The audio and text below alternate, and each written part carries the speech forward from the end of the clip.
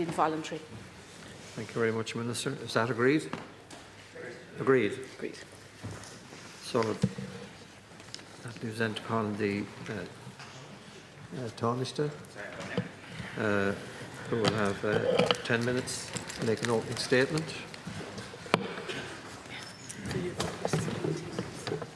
Thank you. To say a few bits. Hello there.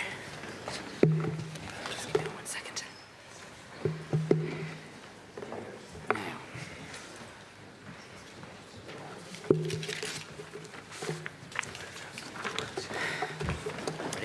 Sorry. Are you ready?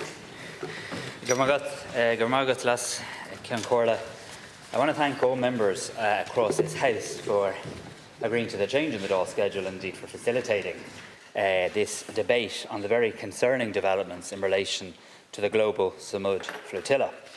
I know that everyone's overriding concern is for the safety and the welfare of our Irish citizens who are on a mission of solidarity with the people of Palestine. This House, this Oireachtas, and our people across the country are united in this same solidarity, and indeed we are united here today in our urgent wish that no harm should come to those who boarded the Samud Flotilla, to those still in transit, to all those who have set out on a mission to bring humanitarian assistance to Gaza and to highlight the horrific humanitarian catastrophe.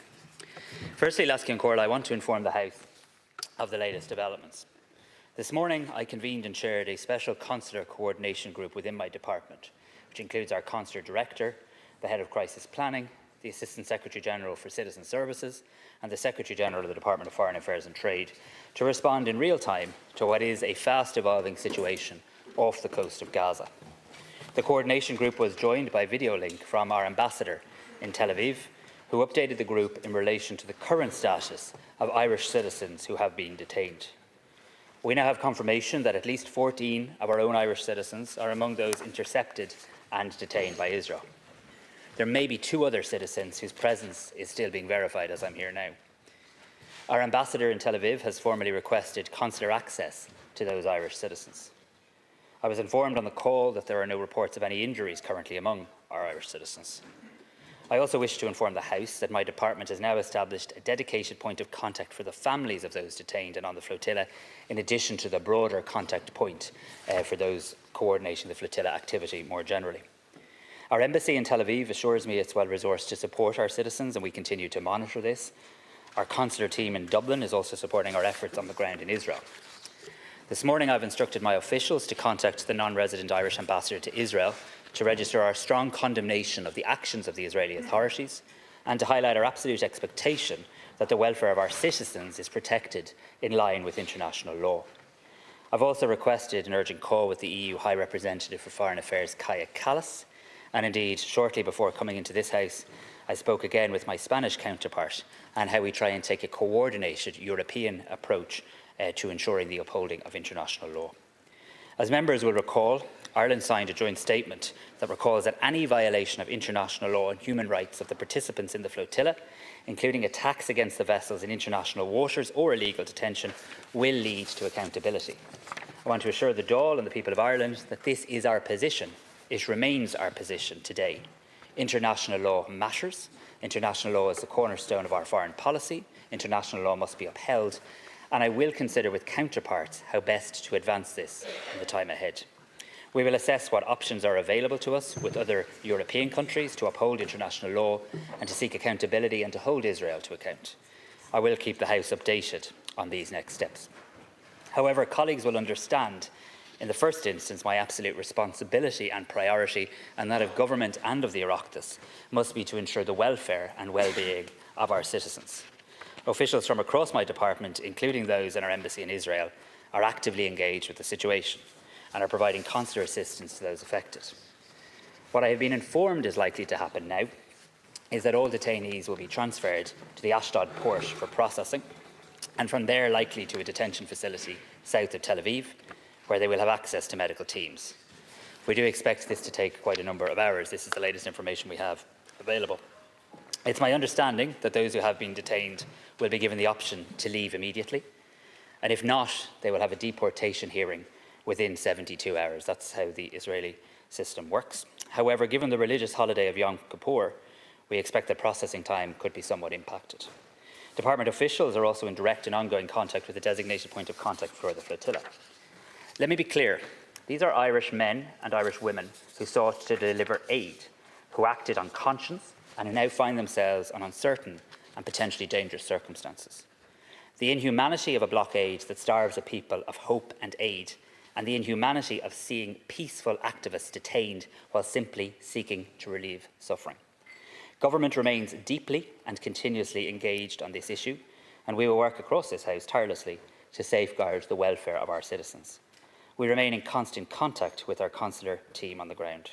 They're working to establish the precise whereabouts of every Irish citizen, to ensure their safety and dignity, and to secure their swift release.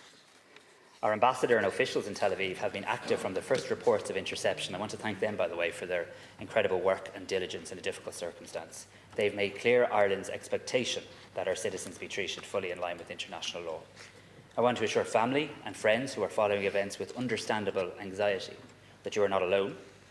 The entire resources of the state, the Department of Foreign Affairs, our diplomatic network and our European partners are being brought to bear on this issue. We are using every channel available to us.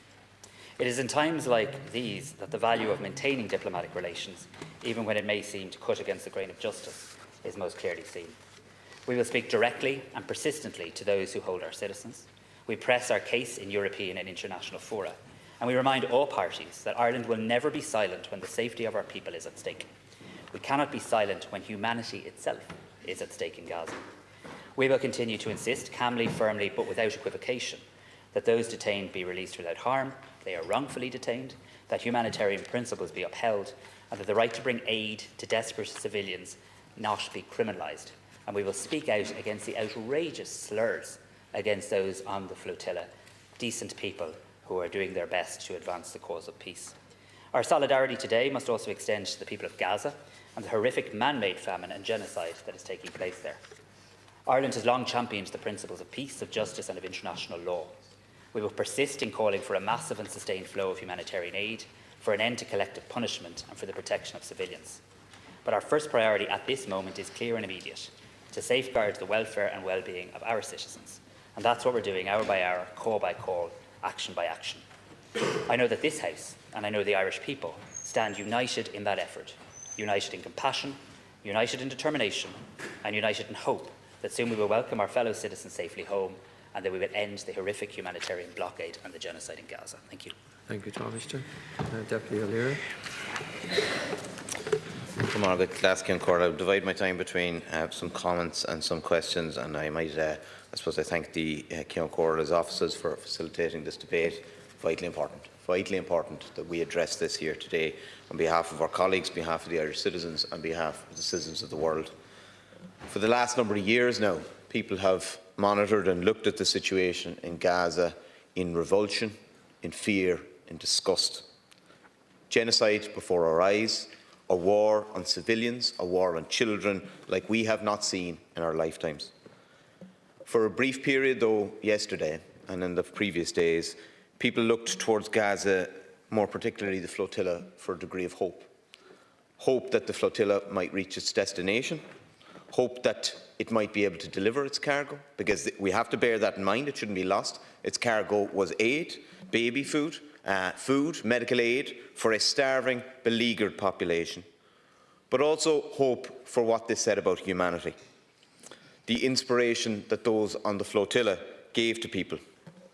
In many respects, the people on the flotilla represent the very best of us, facing nigh on insurmountable odds, standing up for the voiceless, where the international community and institutions had failed so profoundly.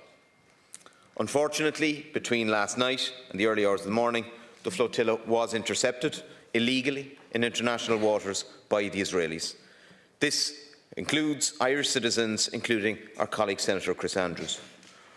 Reports have emerged of water cannon being used against small crafts and ships being rammed by the Israelis.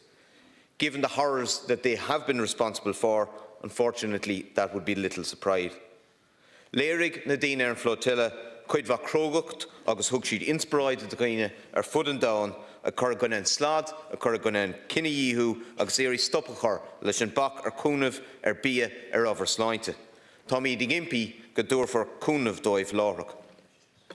I, along with some colleagues, with my family members and loved ones of the flotilla on Tuesday, and they were anxious. I was speaking to Chris Andrews as well, and of course he was worried. Anybody, you'd have to be mad not to be, I imagine. They were justifiably very worried, but they were also full of pride. They were full of respect for the wishes of the people on the flotilla and their objective in taking part in this.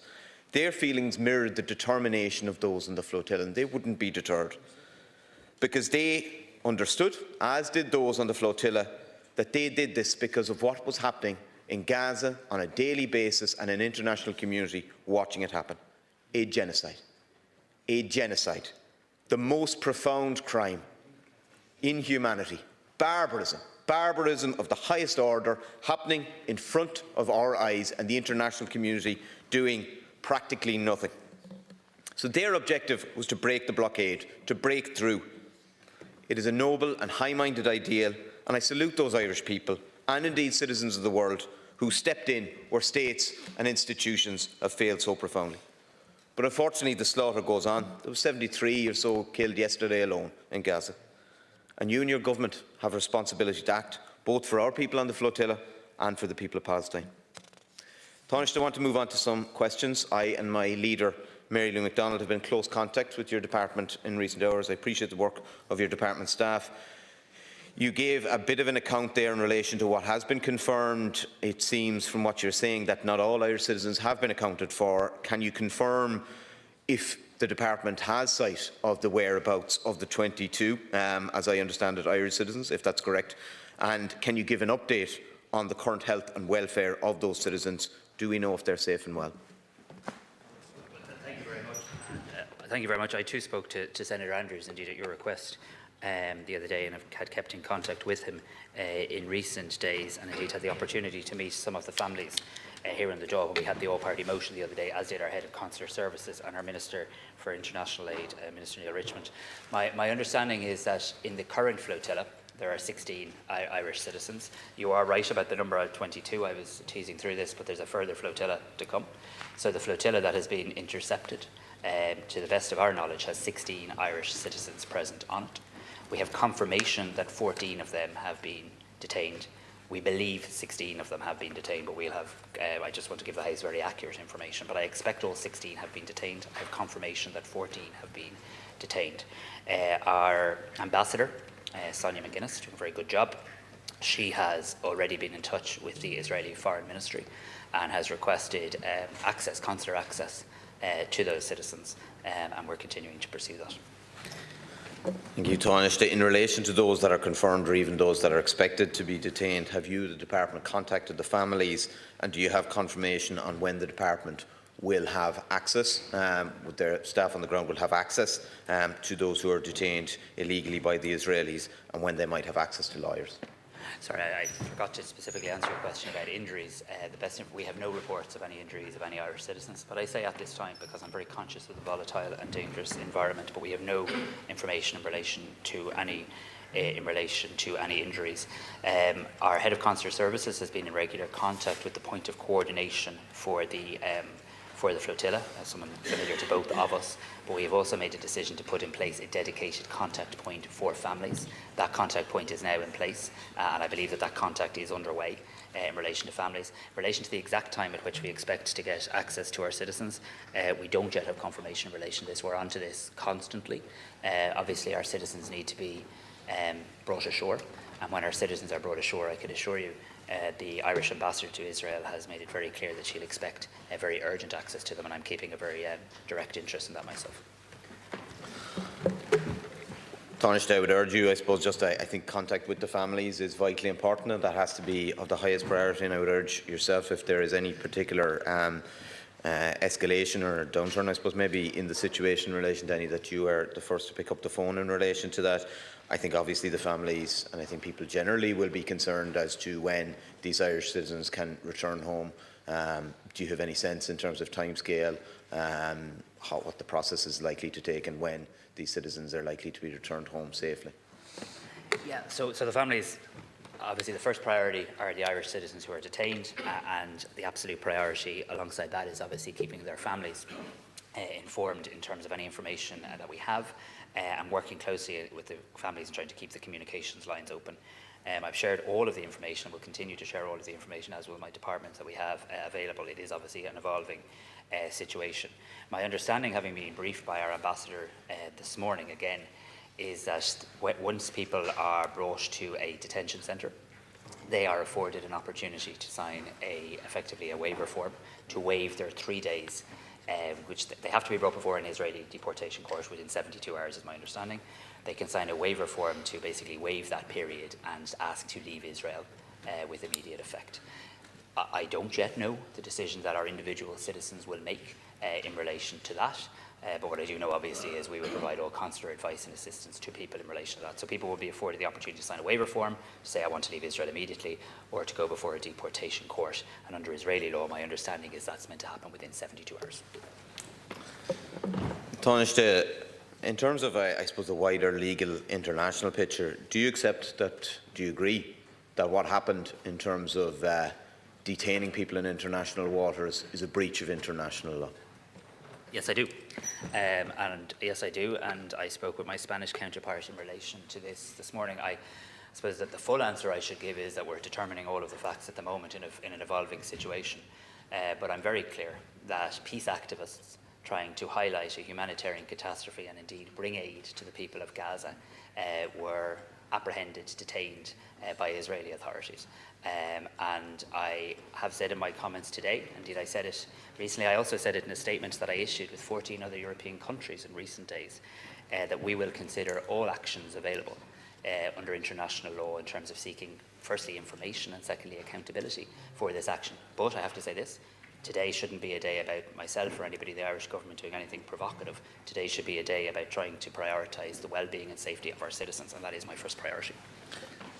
Well, I wouldn't necessarily advocate that the government do something provocative for provocative sake, but I would make the point that ultimately these flotillas are a consequence of what is happening internationally, and that there has to be a firm response from the Irish government. There has to be a firm response from the international community, and I suppose as a follow-up from the previous question, we have recognised the state of Palestine, rightly so. I welcome that other countries have done so too.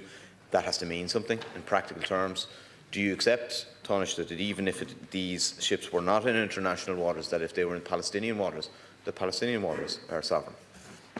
Yes, we recognise the state of Palestine. We're now one of more than 150 countries globally that do. I just want to be very clear, and I think you understood me, but I'm very clear in the statements that I've issued on behalf of the Irish government with 14 other European countries that international law matters, it has to be upheld, and there has to be accountability.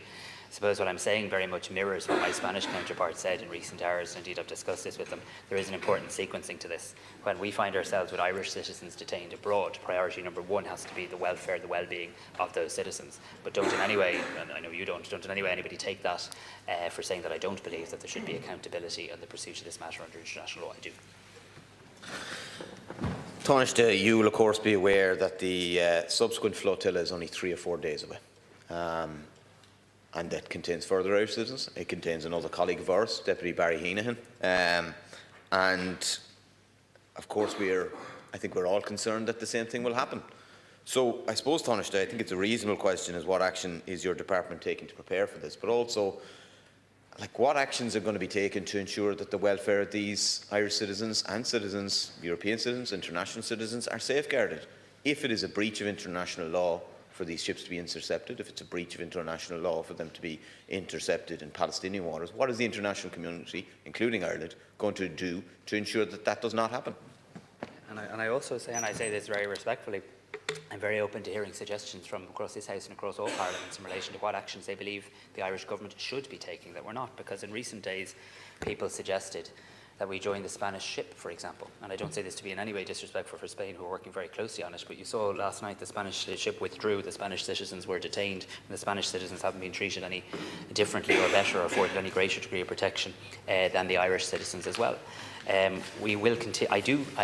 I am concerned that the European Union has made absolutely zero comment absolutely zero comment to the very best of my knowledge, unless it's happened in the last few minutes, when there are hundreds of European citizens, European Union citizens now detained. And I do want to pursue that matter directly with the High Representative Kaya Kallas today. I've sought a call with her. I've been in contact with her too. It is really important that the European Union lets it know to Israel that we expect the rights of European citizens, including Irish citizens, to be respected. I've been in touch with Deputy Enan. I think I spoke to him either yesterday or the day before. I'll continue to keep in contact with him. The reason all of these people are on the flotilla, though, and we can't lose sight of this, is because there's a humanitarian catastrophe and there's a genocide. And the best way for Israel to stop the flotillas is to end the genocide. The best way to end the genocide is to agree to a peace plan. And I do believe, and I've heard the peace plan represented as President Trump's peace plan. I was in the United Nations meeting with Arab leaders, meeting with Arab nations who worked extraordinarily hard on that peace plan, and it's a plan that's been endorsed by many, many countries in the region. And I do hope that all parties, Israel and Hamas, now accept a peace process and end this horrific genocide and release the hostages. We touched on the proposal yesterday, and we all want to see peace. I would note that maybe there may have been Arab countries that were part of the process. Palestinians themselves were not. But you make the point in relation to the genocide. This is a fundamental point. This is a fundamental point. In lots of respects, the flotilla is a symptom, and ultimately the disease needs to be cured. There will be, as long as there is a genocide that continues in Gaza, there will be people who will do what they can to break the blockade, to stand up where institutions and the international order is failing. So that will continue to be the case. Ultimately, what needs to happen is Israel has, in this instance and in many other instances, acted with impunity because there are no consequences. So, what you talked about, yes, our first priority in relation to Irish citizens, at a political level, Ireland needs to be leading and needs to be making it clear that consequences have to follow for breaches of international law. Tánaiste, you are meeting with Maros Šefčovič later on this evening. A key tool in ensuring that Israel does bear some responsibility is the EU-Israel trade agreement. Will you be raising directly with Maros Šefčovič the need to block, to halt the EU trade agreement? Israel is currently benefiting from favourable trade agreements with EU is astonishing, it is disgusting, and it needs to be halted. Of course I will, but as you know well, Maros Šefčovič agrees with that, and that's why at the College of Commissioners he put forward proposals. Well, sorry, President von der Leyen put forward proposals, but proposals were adopted. It's no longer, and I'm not in any way getting involved in politics today on this, but it's no longer the European Commission that's not bringing forward proposals. It's the failure of member states to vote in favour of implementing those proposals. We now have very significant proposals in relation to doing exactly as you say around trade that I really believe could make a very significant difference. I believe could make a greater difference than any sovereign act any one of our parliaments in the European Union could take. And what needs to happen now is member states, including Ireland, need to have an opportunity to vote on them. I've petitioned this. I'm available today to vote on these proposals, and it is an absolute onus on the European councils and the institutions of Europe now to convene and allow member states show where they stand and let history show where they stood in relation to these measures that could have very, very significant economic impact and help Netanyahu change his calculus in relation to the genocide. Deputy O'Connor.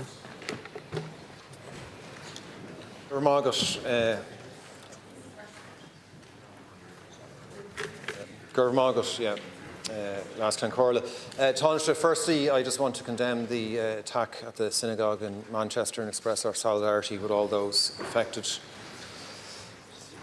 I want to express on behalf of the Social Democrats our horror at the actions of the Israeli military. Last night they illegally boarded the Summit Flotilla in international waters and effectively kidnapped humanitarian activists, including at least 14 Irish citizens.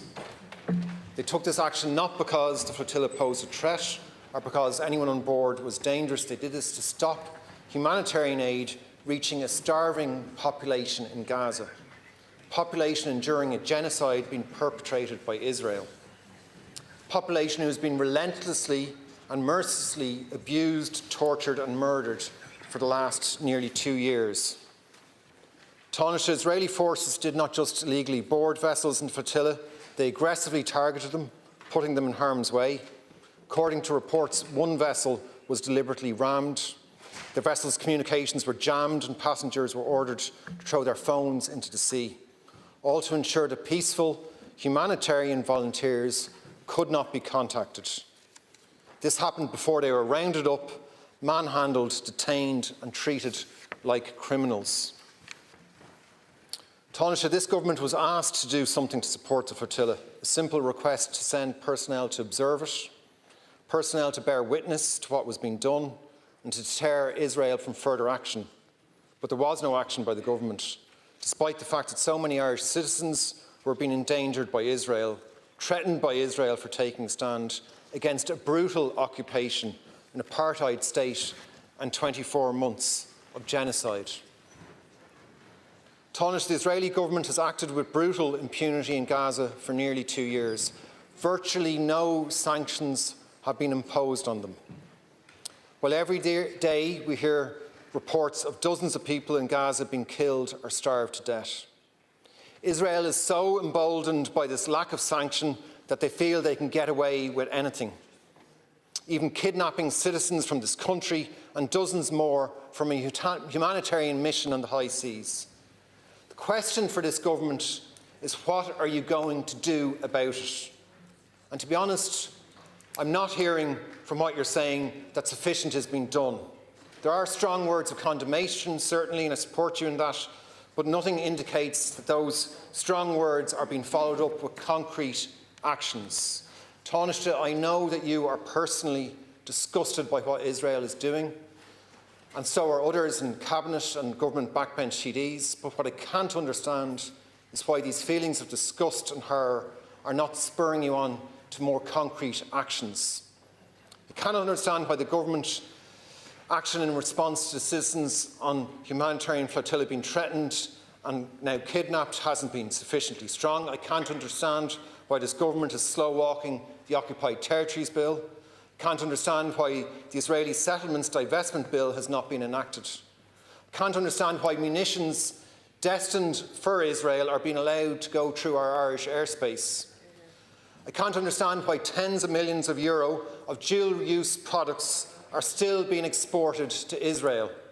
I can't understand why Ireland's Sovereign Wealth Fund is still investing in companies that are trading in illegal Israeli settlements in the occupied territories. I can't understand why the central bank had been facilitating the sale of Israeli war bonds to fund the genocide, and I can't understand why Ireland and the EU is still trading normally with this murderous regime. I can't understand any of this, and the Irish people cannot understand any of this, Tánaiste. So I want to ask you, Tánaiste, and I have a few more questions, but why, when Irish citizens were coming under attack on the flotilla last week, why did you not send some personnel just to observe what was happening and to try and help safeguard those Irish citizens? Why did you not act at that point? Well, firstly, Deputy O'Callaghan, can I join with you in expressing my sincere sympathy and absolute condemnation in relation to what's happened at the synagogue in Manchester. Indeed, I think information is still developing as we're in this House, but I understand that 2 people have now died. Today is the holiest day in the Jewish calendar, Yom Kippur, and that adds to the horror of an attack and a brutal murder outside a synagogue. And I know the solidarity of everybody in this House and across our country to all of those impacted and to the Jewish community. In relation to the issue regarding the observer situation, we looked at this, but a number of things came to pass. Firstly, the fact that there was a Spanish boat in the region, and the Spanish were very clear that our Irish citizens would be treated the same as theirs. Was there a need to have access to that boat? That was the first thing, and we very much appreciated that solidarity from Spain. Secondly, and I don't say this to be in any way disrespectful to our Spanish counterparts, but they had a boat observing in the region, and all of their citizens have been detained in no different way to our citizens. And in fact, the boat found itself, or the ship, and I think it was always its intention to actually withdraw. The Spanish and Italian governments, I think, called for their citizens to desist and to come back on the flotilla too, is my understanding from reports this morning. So I really don't believe it would have made any material difference. But I do want to say, and not in defence of myself or government, but out of respect for the people who've been working on this, and I know you acknowledge this, but there's a team of people who've been working on this extraordinarily intensively on behalf of Ireland, on behalf of our diplomatic corps, both our team in Tel Aviv, in the region more generally, and indeed our consular services. And I'm very satisfied that they've been doing a very good job. On sanctions, I agree with you on the trading, but it's an EU competency, and I'm ready to vote. I'm ready to vote in favour on your behalf and on behalf of the people of Ireland for the measures put forward by the European Commission that I believe would have a very, very significant effect. I personally have led a diplomatic effort to seek an early meeting so we could have that vote. 4 other European countries have joined us in that, and after the events of the last number of hours, I'll be intensifying those efforts further. Thank you, Tánaiste. Do you not think, though, given that Irish citizens were engaged in this humanitarian mission with massive support from the Irish people, that sending some personnel would have shown the support of the Irish government and would have put additional pressure on Israel, and given that the flotilla had already been attacked in international waters, that was warranted? I truthfully don't, and the facts bear that out. I mean, Turkey has sent a boat, Italy, Spain. It wasn't as though their citizens were treated in any way better or preferentially in relation to this. European boats were present. And European boats were available to our Irish citizens in the same way as they were available to other citizens of the European Union. And we've been working in lockstep with European counterparts in relation to that. That's my genuine view on this. Tánaiste would have sent a message, and that would have been important, and I think you know that. Sorry, you go first. But the boats, there were boats. Other countries had boats in the region, but I welcome the new interest in investing in our defence and security capacities. But other countries had boats in the region that were willing to treat our citizens as their citizens. That's European solidarity. Tánaiste, when is the Occupied Territories Bill going to be enacted? That's a fair question. I'm meeting the sponsor of the bill, the original bill, Senator Francis Black, next week, and I hope to bring that forward very, very shortly thereafter. Tánaiste, you've been telling us for quite some time that you'll be bringing the bill forward very, very shortly, and that you'll be meeting the sponsor of the bill. And you've met with the sponsor of the bill several times, and that's welcome. But when is it actually going to be brought forward? Surely at this stage, given everything that's happened, you can actually give us a firm commitment and timeline on when you're going to bring it forward. Yeah, it's on the government's priority publication list for this term. It will be brought forward in this term. But I'm just, and I don't want anyone to misinterpret what I'm saying here. I'm committed to passing the Occupied Territories Bill, committed to working with the committee, committed to working on an all-party basis, committed to considering the pre-ledge report, which my officials have been doing. But I'm telling you, hand on heart, if alongside that we can get these European trading measures passed, which is where the bulk of my effort is, it will be much more significant in ending the genocide in Gaza. Not a reason not to do the bill, we will, but that's where the focus also has to be. Tánaiste, when will you take action to stop munitions destined for Israel going through Irish airspace? So my colleague, the Minister for Transport, is currently investigating a number of issues and reports that were brought to his attention in relation to that. There is obviously a very significant logistical issue in terms of what happens in skies well above our territory. But the Minister has received a number of issues that were brought to his attention. He's pursuing that, and I'll ask him to provide an urgent update to you. Tánaiste, with respect, that's the same answer we've been getting all year, that the Minister is investigating, has gotten reports, is looking into it. What is happening now is that munitions that are being used in a genocide are going through our Irish airspace, and you, as the Tánaiste, need to act to stop that from happening. So enough of the excuses of looking at reports, investigating and so forth. When are you actually going to act to do something about this? And when are you going to outline what proposal you think the Irish government should put in place in relation to this? Execute them. Well, the Minister is looking at all of the various legal options that are there. But I also do hope that when I next come to this House in relation to the need to invest more in defence, more in security, more in radar, more in sonar, we won't be accused of militarisation. We'll be accused of actually having a better understanding as to what happens in our skies and our seas. Tánaiste, when are you going to stop our sovereign wealth fund from investing in companies that are trading illegally in occupied Palestinian territories? These are matters for the individual funds, and I'm not aware of any current proposals in relation to this. Tánaiste, the Minister for Finance recently, in a reply to me, stated that €5.6 million of taxpayers' money is still being invested in companies operating in the occupied territories. Tánaiste, you've absolutely no mandate whatsoever to use our public money to invest in these companies, none whatsoever. So I'm asking you, Tánaiste, how can you justify this? Will you put an immediate end to this gross misuse of public funds? And will you instruct the Irish Strategic Investment Fund to stop using our money investing in these companies? I certainly don't want to see investment in the illegally occupied Palestinian territories, much like I don't wish to see trade with the illegally occupied Palestinian territories. My understanding is the Minister has set out legal position in relation to how that fund operates. But I will ask the Minister to provide you with further information because he has policy responsibility in this area. But the Minister for Finance has outlined to the House the commercial position in relation to this on many occasions. Tánaiste, I'm not looking for more information about this. We have information from the Minister for Finance. I want you as a government to act. Our money, public money, against the wishes of the Irish people, is being invested in companies operating illegally in the occupied territories. You're Tánaiste of the government. Will you pick up the phone to the Irish Strategic Investment Fund and tell them to stop using our money in this way? Nobody supports it. Nobody wants it. Will you act?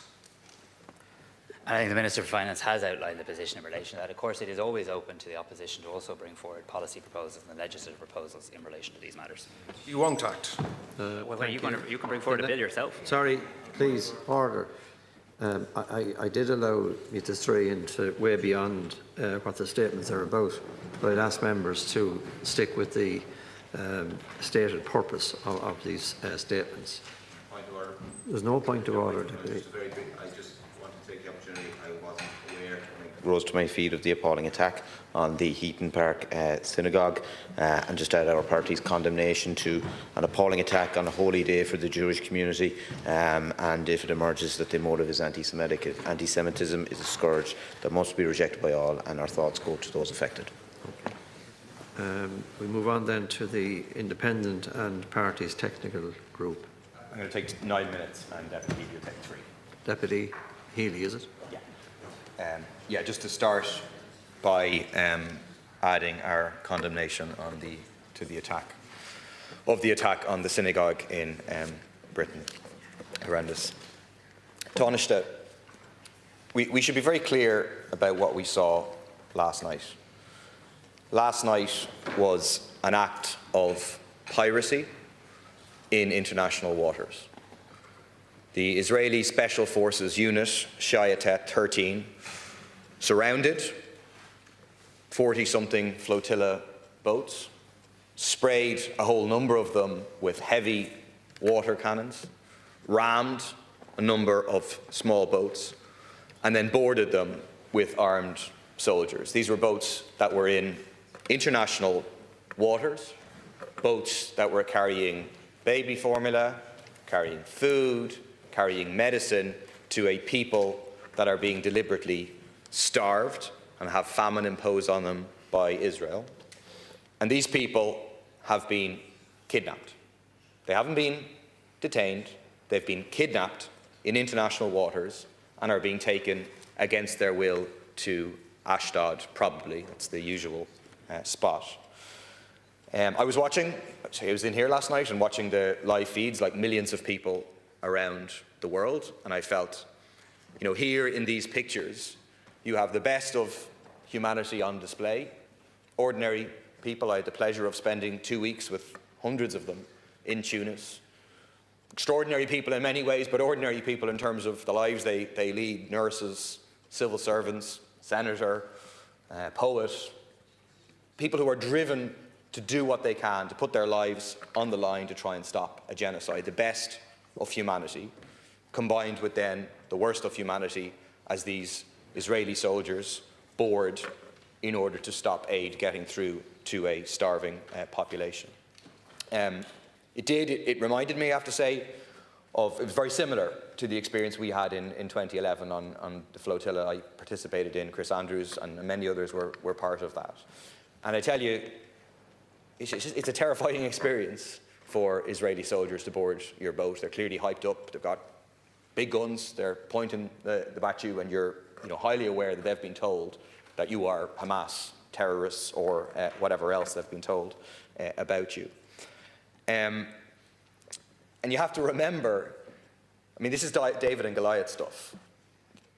Israel is armed by the world's richest countries, one of the richest, most armed military, support from the most powerful countries in the world to inflict this genocide, and ordinary people armed with nothing other than baby formula and food and medicine. And it says everything, of course, about the nature of this Israeli state, the nature of this genocide, the nature of this apartheid state, that they are, engage in military action to stop people bringing humanitarian aid. I want to say one thing to the participants in the flotilla. I mean, when we were in Tunis, for example, we spoke about two key parts of our mission. One was to break the siege and to open a people's humanitarian corridor to allow aid to flow. It's clear that that is not going to be achieved, and an obligation goes back onto states to bring aid and ensure the blockade is broken. But the other aim was to highlight the complicity of Western states, or the failure of Western states to act, and to bring pressure to bear on governments around the world. And I think that aim of the mission has been achieved. A new impetus has been given to the global movement of resistance. You saw last night huge protests breaking out spontaneously at midnight in a whole number of countries of people saying they've blocked the flotilla getting through, let's block everything. The Italian unions have called a general strike for tomorrow. And I think all of us need to now redouble our efforts to stop the support of genocide, stop the arming of genocide, stop the enabling of genocide. I think Saturday's national protest called by the IPSC, 12:30, at the Garden of Remembrance can be absolutely enormous now as people flood onto the streets. There's people outside the Dáil right now protesting, and I think, just like the Italian workers, we need to put on the agenda workers' action. I know Palestinian healthcare workers for Palestine has called a day of workers' action on the 16th of October. Just to focus in on some questions. You mentioned earlier about the ambassador engaging with the making clear our expectation that our citizens will be treated fully in line with international law. Just to clarify, I mean, you agree that already our citizens have not been treated in line with international law. And then the other thing I would say to you is, you cannot trust the Israeli state about anything. Obviously, we know that on a much bigger scale. But I tell you, our experience when we were brought to Ashdod, the Irish ambassador was there. All sorts of commitments were made to us. We said, well, you'll get everything back. You'll be back on a plane within 24 hours. Just get off the boat now. There'll be no strip searching, no mistreatment, etc. Once the ambassador was gone, all of that was gone. We were strip searched. We were then detained. Our books were taken away from us. We weren't given anything for a week. So I would say, and I know there's limits to what the Irish ambassador can do in Israel, but that all pressure needs to be added to ensure that these people are properly treated. Maybe I'll move on, because I think a lot of the details in terms of the flotilla and the treatment have been questioned. And actually, if the other flotilla participants, if the flotilla participants were here, I think they'd want me to ask about the broader issues, because that's what they're engaged about. It's all eyes on Gaza, not just the flotilla. So just to pursue the question about the use of Irish airspace. I mean, you went on the Late Late Show and said you didn't think that Irish airspace was being used. I did a leader's question. I gave you a dossier to prove that. I got a letter after that from the Minister for Transport saying that examination is ongoing. We know that examination has been ongoing for more than a year now. I got a PQ back last week. I asked, when did it commence and when will it be completed? And the answer I got, my department has been engaged in an examination of this matter. This work is still ongoing at the present time. I mean, that's really a joke. Are you going to take seriously the issue of the overflights? It isn't a question of beefing up our military. It's a question of prosecuting the companies that have it. It's a minister can prosecute the companies. They have it on their way bills. They're admitting that they're doing this. It's clearly illegal. Why is the examination taking so long, and is the government going to act on it? Johnny. Yeah, I mean, and I'm very happy to answer broader issues than the flotilla, but as you can be assured, the entire nighttime and daytime has been dedicated by trying to protect Irish citizens who are currently detained in the state of Israel and get them home as quickly as possible, and that's where my focus is today and has been right throughout the night. In relation to the airspace issue, I mean, the Minister for Transport has made the government's position clear. That remains the government position, and I will seek an urgent update from him in relation to that. There are complexities regarding these things, but they are issues of legitimate public concern in our country, and they're issues of concern to government. And if there's an ability to take action, we're very happy to take that action. Can I also just say, in relation to, and you and I don't agree on lots of things, but I think I do acknowledge that obviously you've joined flotillas and you have a lot of experience in relation to these things, and I welcome those insights that you've shared with me, and I want to assure you that I will support not only our ambassador and our team on the ground in Tel Aviv with any resources or assistance they need to keep the pressure on for the well-being of our citizens, but also I do think, considering there are now likely to be hundreds of citizens and indeed hundreds of citizens from the European Union detained, I think it is really important in the hours ahead that we work together to maximise that pressure in terms of the welfare of our citizens. And yes, I do agree they've been illegally detained. Deputy Healy.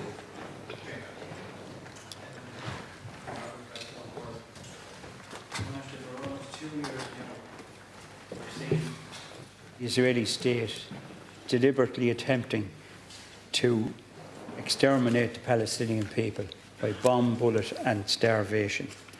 And actually Gaza is now one big concentration camp, and 2.3 million people are facing annihilation and starvation. 65,000 people have been murdered, including 25,000 children. Every international agency of note has condemned Israel. The international courts. Last week, the United Nations deemed what's going on in Gaza as genocide. The Prime Minister of Israel is subject to an arrest warrant. The latest outrage last night, piracy and kidnapping in international waters, including Irish citizens, including a member of the Oireachtas. This is absolutely outrageous. And Tánaiste, there's been many emergency sittings of this Oireachtas to pass legislation for much less serious matters than what we're facing here in Gaza and on the international stage. Surely it's now time to call an emergency sitting of this Oireachtas, of Dáil and Shannon, to pass the Occupied Territories Bill, to impose sanctions and to stop military flights through Shannon. Surely the situation that we see in Gaza demands such a response.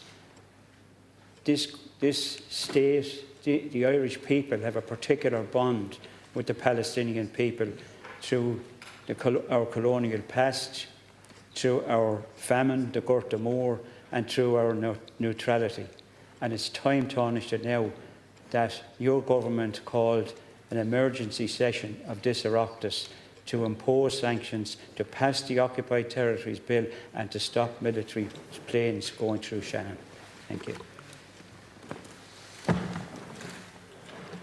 Thank you to Deputy Healy. I'd hazard a guess that there probably hasn't been a parliament in Europe that has dedicated more time this week to the issue on the Middle East. The Chief Whip can correct me, but we obviously had a debate on the Middle East for many hours yesterday.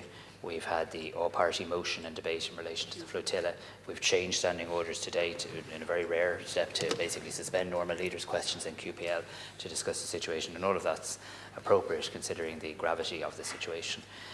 The government will work with the opposition, of course, to ensure that we pass expeditiously any legislation that we bring forward in relation to the occupied Palestinian territories. In relation to the issues regarding sanctions or measures on trade, I don't believe they'll actually require primary domestic legislation if we can get a qualified majority vote at a European level, and my priority will be to secure that in the days ahead. Deputy Collins, you have 6 minutes, and Deputy Tobin.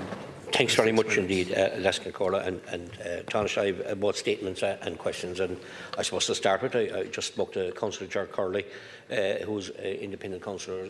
The worries and the concerns of the people of Cove are for Paddy O'Donovan and others who have been detained as part of this of the Irish citizens. So, there's serious concerns in Cove for his family in relation to Paddy O'Donovan, and I just hope that maybe we would convey them concerns to the relevant people.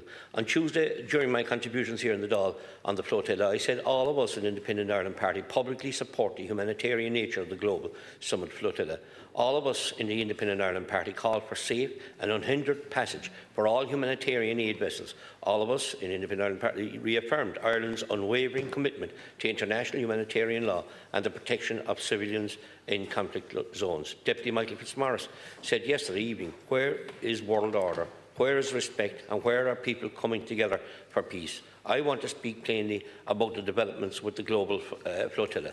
Overnight, we saw not just manoeuvres at sea, but manoeuvres that carry a terrible human cost, because while ships are blocked, men, women and children are going hungry. Ireland knows that pain. We carry it from our history, in our bones, from the time of the Great Famine. Ships laden with food passed our shores, while our people starved on the roadsides. That memory is not just history, it is a warning. When we see supplies prevented from reaching starving people, when international law is cast aside in the name of power, we have a duty to speak, not just for ourselves, but for those who have no voice. I accept that diplomacy is complex. I accept that nations act in their interest, but there comes a point when humanitarian needs must be placed above politics, above strategy, above every other consideration. Children cannot eat words, they need food. Ireland, of all countries, should not stand silently by. We must insist that humanitarian supplies are allowed safe passage, that the flotillas is not returned into a weapon of starvation. It is not enough to make statements of concern. We must raise our voice in the highest levels, in Brussels, in the UN, in every forum we sit on. If food is being blocked, it is not only immoral, it is a breach of international law that cannot be tolerated. I appeal to you, Tánaiste, remember our own history, remember our own famine, and make sure Ireland is not complicit in silence. Let us be the voice that says clearly, never again should food be blocked while people starve. If the flotilla means anything, it should mean hope and relief, not hunger and not despair. Ireland must use its place to make that clear, and I, for one, will continue to call for it. Tánaiste, can you confirm whether supplies bound for starving civilians have been delayed or obstructed by the actions of the flotilla, and what steps Ireland as a neutral country has taken to demand their immediate release? And thank you very much to Deputy Collins, and thank you indeed for, I know you were one of the people who suggested with Independent Ireland that we should have a debate on the all-party flotilla motion this week, and I think that proved to be very constructive in being able to tease through some of the issues. I know that was raised at the Business Committee. And I think secondly, I agree with you in relation to famine. There's something in our DNA, in our gut, in this country, our history on Gortamore, that we know what it's like, and it's, like I say, it's in the DNA of people in this country, and I think that's why we feel particularly repulsed in Ireland when we see famine conditions. And it's not just our words or your words or my words now, it's now the international findings of fact that there's famine in Gaza as well. And the most disgusting and despicable thing is that the famine's happening when, as you allude to, there is food right by. There are decisions. I heard from a UN agency last week that there were children having amputations without anaesthetic. It's hard to say that, let alone think about it. Amputations without anaesthetic, because Israel won't let the medicines, the anaesthesia in to Gaza. Mary Robinson, our former president, visited the Rafah crossing where she told me this in the UN last week, she saw shed loads, warehouse loads of food, a lot of it funded by the Irish taxpayer and the European taxpayers, and the only reason it can't get in is Netanyahu. So yes, we won't stand idly by in terms of, and we have used our voice at the UN, the EU, but we've also invested in UNRWA and the World Food Programme with additional funding, and they are getting trickles, nowhere near enough, but that additional funding to try and get food into a starving people. And the flotilla, while the flotilla had a relatively small amount of aid, and I don't say that to be flippant, the point of trying to get aid in, the symbolism of it, showing the blockade, is hugely important, and I think something people right across this country support. Thank you for your reply. As I said, given our own experience in the famine where food was exported while our people starved, does the Tánaiste not agree that Ireland carries a special moral duty to stand against the use of hunger as a weapon? Yes, I do. But I think it is one of the reasons why Ireland has tried to be proactive in relation to the issue regarding the genocide in Palestine, and there's always more that can be done, and I accept that. The international community in general has been far too slow and far too negligent. There'll be a view in this House that there's more we can do, and I take that and engage in that constructively. But it is the reason why Ireland moved ahead and recognised the state of Palestine a year ahead of many other European countries doing it last week. It is the reason why we've provided additional funding to UNRWA, to the World Food Programme. It is the reason why we've been leading the call for the review of the Israel-EU Association Agreement. It is the reason why we're looking for an early European meeting to vote through those sanctions, and we'll continue those actions in the hours and days ahead. Just in my final 20 seconds, I'll ask the remainder of my questions together and see how we can get on. What concrete actions will Ireland as a neutral country take at the UN and in the EU and bilaterally to insist on safe passage for humanitarian supplies and to hold those responsible for blockage blockages to account, and can the Tánaiste assure the House that Ireland as a neutral country will not be silent or complicit, but will use diplomatic channels available to ensure that the starving population receive the supplies they desperately need? Tánaiste, in reality, what can we as a neutral country do to help people of Gaza and to help end this devastating war? I think my time is up. And in the interest of Deputy Tubman, I'll absolutely assure you that we will do that. We'll work with European counterparts, as I said in the statement issued by Ireland and 14 other countries, to see what options are available internationally in terms of seeking accountability in relation to this flotilla. Deputy Tubman. Carmila Margaret, Alaska and Corley, and I too want to add my condemnation to the horrendous attacks that have happened outside the synagogue in Manchester. Listen, Tánaiste, the world has looked already, as you know yourself, on the horror that's happened for the last 2 years in Gaza. The fact that over 60,000 men, women and children have been murdered. Dozens of men, women and children are murdered on a daily basis at the moment. Bombs being dropped on schools, on tents, on religious locations and churches, on hospitals, on asylum centres, etc. The level of destruction and murder that's happening in Gaza for the last 2 years is absolutely horrendous. And I do think that the importance of this particular flotilla, as it is a significant tool on focusing light on that horrendous situation. Israel has been at pains to tell us that there's no genocide, that there's no blockade of foods, that they're not stopping aid getting into the region. Those lies were never credible, but they're certainly not credible after today. We do want to express our solidarity with all those who have been detained. The idea is that 500 lawyers, activists and parliamentarians have been involved in this is an incredible feat. That flotilla was intercepted in international waters. That's a clear breach of international law, and it's another example of Israel operating as a rogue state. It is, in actual fact, an act of aggression against the countries under which flags those boats were actually travelling. And I do think it's incredible now that we have a serious act of aggression against Ireland, because there are 15 Irish citizens in custody of the IDF at the moment. It's incredible that the Israeli Foreign Minister, on a post on Twitter, labelled those involved in the flotilla as Hamas, announcing that they had intercepted Hamas vessels. This is dark and dangerous surrealism that the Israeli government would accuse Irish citizens of being members of Hamas. It's absolutely incredulous that names like Kelly, Sheehy, O'Donovan and Clancy could ever be associated by an actual government with Hamas. There are protests happening currently in Greece and Italy, Germany and Tunisia and Turkey. Governments around the world have been ramping up the criticism and pressure. South African President Cyril Ramaphosa has increased that pressure. Turkey's foreign minister has condemned these interceptions as an act of terrorism. The Colombian president has expelled the remaining Israeli diplomats, and Colombia has also terminated their free trade agreement with Israel. So just practically, I appreciate the information that you have given the Chamber today, and that's important information. I appreciate that you're in contact with the families, and that's important too. But what practical actions are we taking to protect the rights of our citizens, to make sure that their well-being is protected, and to get them home ASAP?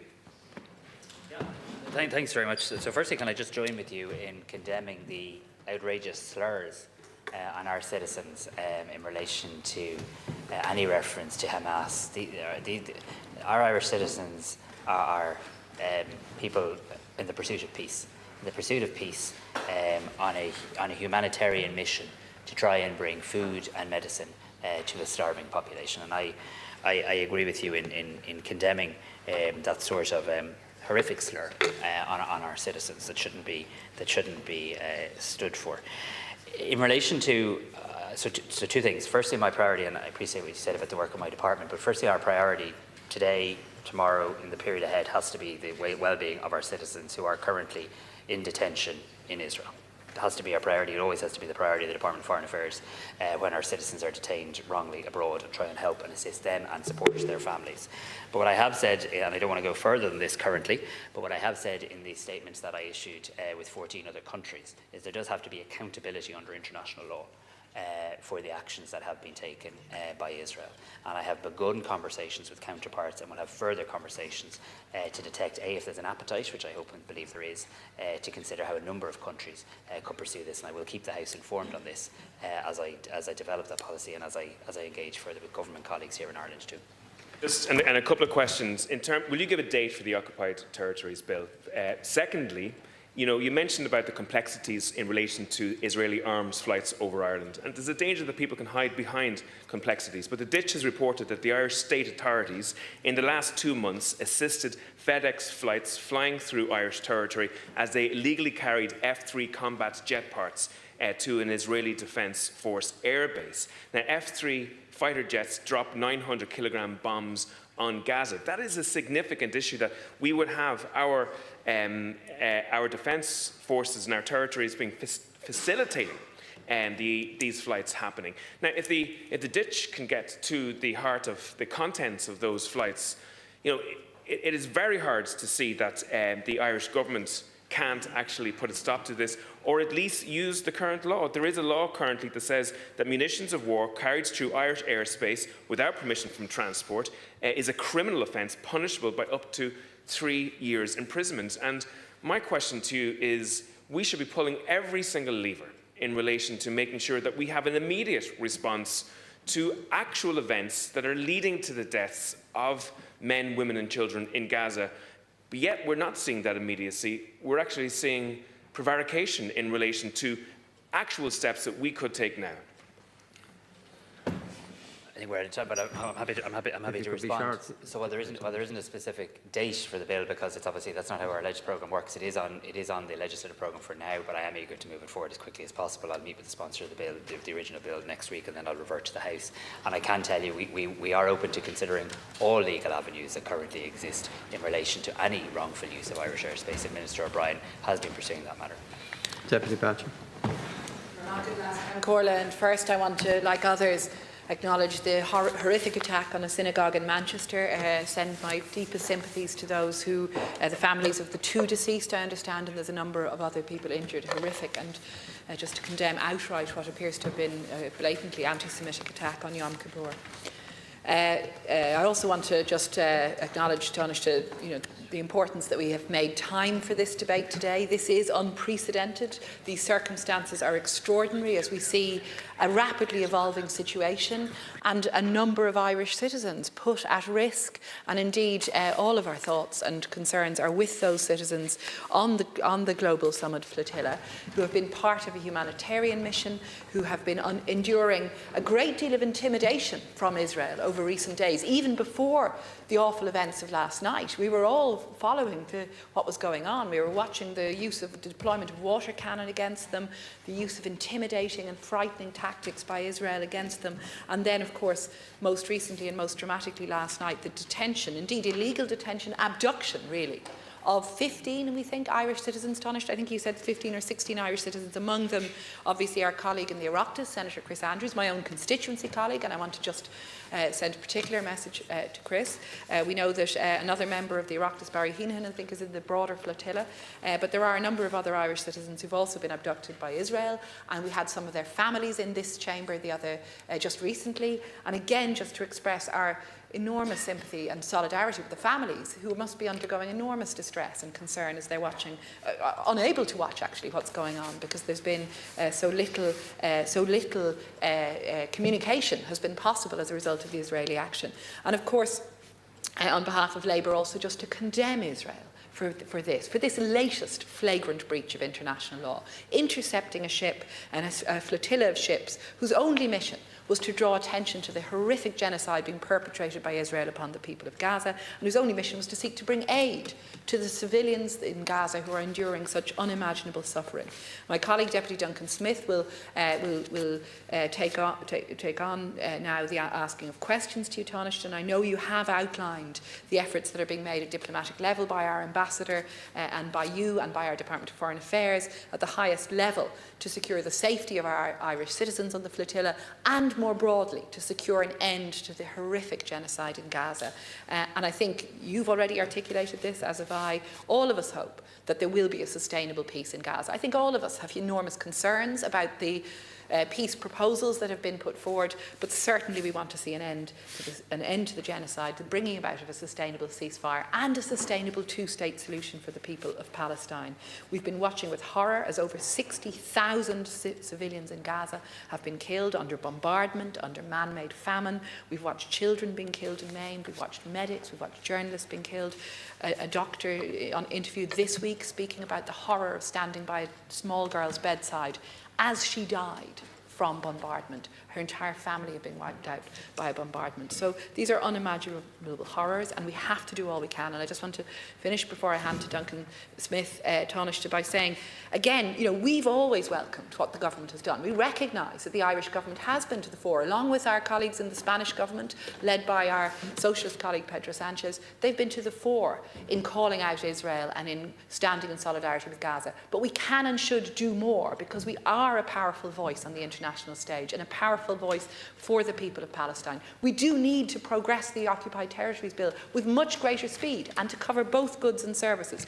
We do need to ensure that we have no trade with Israel as it commits genocide, and we do need to ensure that we're pushing at the strongest level, a European level, to ensure that at EU level too there's an end to trade and effective sanctions on Israel. Smith. Thank you. Tánaiste, I think it can't be lost on us what we've done here today in terms of the adapting of leaders' questions to deal with this issue. I commend the Government Chief Whip for allowing this today, because I can't remember a precedent for this, given all the crises we've had before, and I was right to do it. But it shows that this House can adapt and can be flexible. So I have to bring you back to the Occupied Territories Bill, Tánaiste, because in my time in this House, I've also had promises in relation to bills that are going to be brought about in a particular term. And we wait and we wait and we wait. And we get to the last week of the term and maybe second stage begins. And then we go into a recess. And then we come back. And then it takes 2 or 3 weeks for the second stage to be resumed. So I have to ask you, Tánaiste, will the Occupied Territories Bill, and I was on the committee, we dealt expeditiously with pre-leg, we got a report to you well before the summer recess. Will the Occupied Territories Bill be brought to this House before the end of October?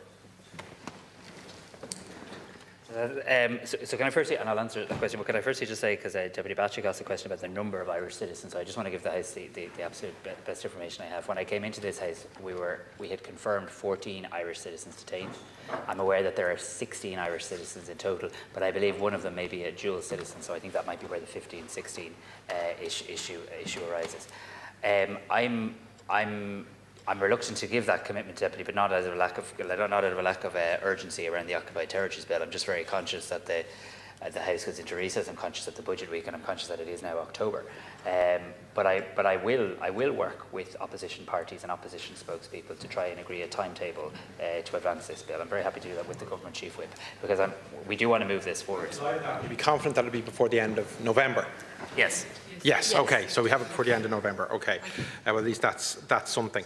Is there any update on the potential suite of measures that the Taoiseach announced at the UN General Assembly to include sanctions on the travel of Israeli ministers? Has anything new been put in place? If not, when will they be put in place? And what exactly is the full extent to such new sanctioning measures? Yeah, so the Taoiseach made the point at the UN General Assembly in delivering the national statement that we want to obviously make sure that Ireland also puts in place exclusionary measures from our country for extremist Israeli ministers. We're obviously not in the Schengen area, so there's a different way we have to do it to how many other European countries did it. My understanding is the Department of Justice are leading on this, and my understanding is it's very advanced discussions between my own department, the Department of Justice, and the Department of Foreign Affairs, and I think a solution or a way forward is imminent. What the Taoiseach was rightly saying is we want to make sure that the same restrictions on travel apply in this country as well as in other countries. I don't want to go over the answer in terms of vessels and observational vessels and individuals in terms of going as far and being turned back, but we have the flotilla continuing. This could happen again and again and again. Are you open to engaging with other like-minded EU states to come up with contingency plans for the protection stroke observation stroke whatever you want to call it, engagement for flotillas, humanitarian aid flotillas, or something that might continue on into the future? Are you open to coming up with something a bit more permanent? Yes, I am, and I think it should be done in a way that is European, in the sense that sometimes it just makes more sense if there's a number of European countries, and certain countries can have vessels in the area, etc., and their speed can sometimes be of the essence. So yes, I am.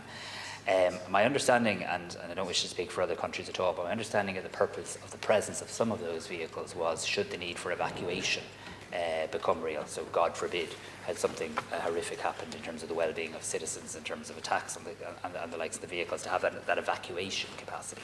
And I was given an assurance that should that requirement be there, that our citizens would be treated the same as any other European citizens in terms of access to those vessels. So I was satisfied beyond doubt that our citizens had the same access as Spanish citizens would have, for example, to what was effectively a European ship. But I think your point is fair, and I've already spoken to my Spanish counterpart this morning. I intend to speak to many more counterparts during the course of today and tomorrow, and I will take the idea away and see how we can build on it. I was in the Defence Committee this morning discussing the maritime security strategy, and within that came our capabilities, and we know the issues in relation to naval vessels. But we do have, legacy expertise in the Mediterranean neighbourhood. We Operation Pontius, working with EU partner states in relation to that. So we can act, and we do have expertise within our defence forces to do that, and in our naval service to do that. Look, in relation to the piracy, the kidnapping, the detention of Irish citizens, and you say you're open to practical solutions or practical ideas. Would you request that your officials investigate the possibility of referring this latest action to the ICJ, for example, for investigation at the very least?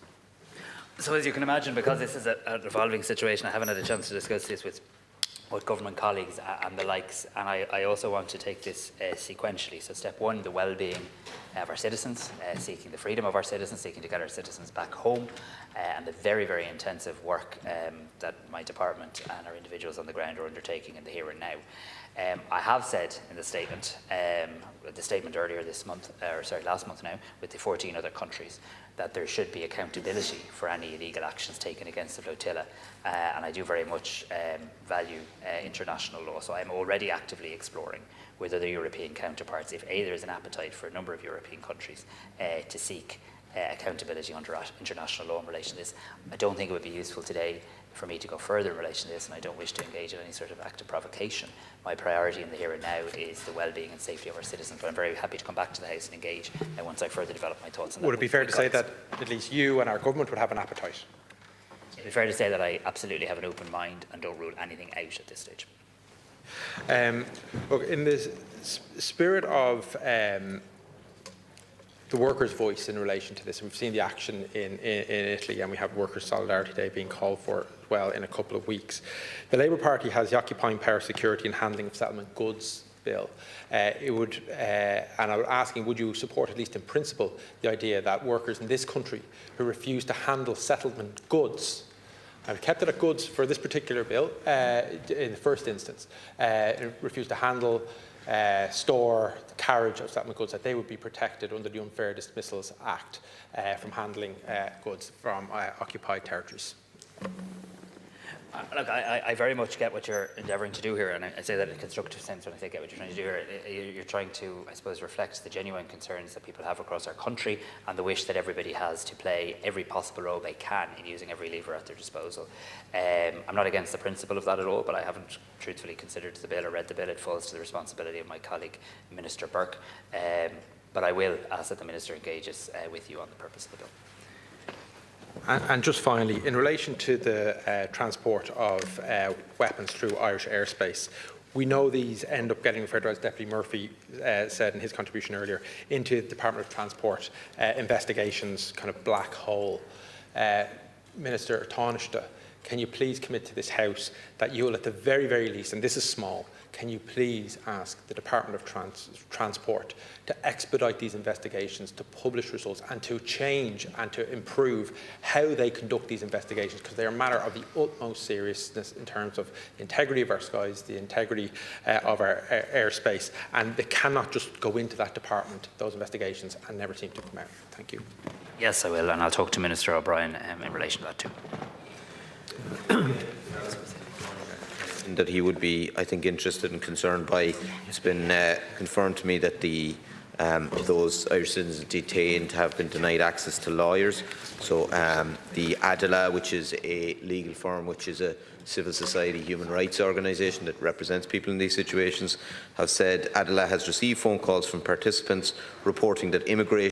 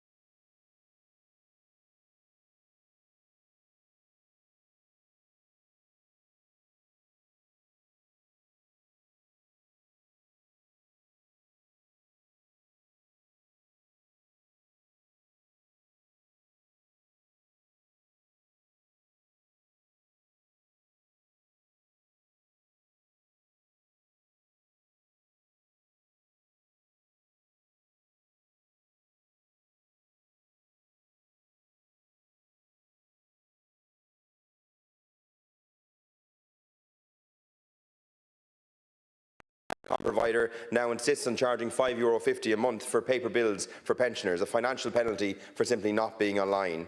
One constituent struggled for weeks to cancel a TV service because the support channels weren't open to them and available to them. They had to contact my office to get assistance in cancelling that TV service. Others contact us frequently to say that they are waiting long times on phone chats or phone lines and chatbots without necessarily getting the support and the understanding that they need. And even with things like housing adaptation grant applications, complex forms with very little understanding or insight as to how to complete them properly. And Tánaiste, I want to say that this is not about saying that the digital advance must be slowed or that we shouldn't be looking to improve digital skills among older people, but it is about independence, securing dignity and fairness for all our citizens. Many older people are very proud of their independence and might not necessarily want to ask for help. But when services only go online, they face an immediate barrier there. And we know that we do face challenges with the prevalence of digital skills among older people. The prevalence of basic digital literacy skills among over 65s in Ireland is at 19%, below the EU average of 25%. And in Ireland, 6 out of 10 adults over 60 are ones that don't consider themselves to ordinarily use the internet or have basic digital skills.